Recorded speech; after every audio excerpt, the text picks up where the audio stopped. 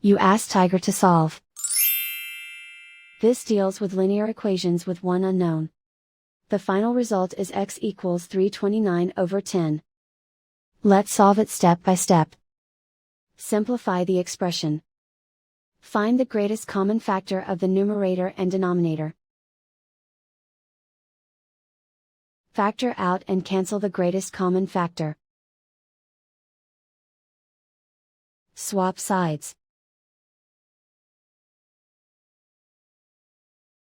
Isolate the x. Multiply both sides by 235. Group like terms. Multiply the coefficients. Simplify the fraction. Multiply the fractions. Simplify the arithmetic. And so the final result is x equals 329/10.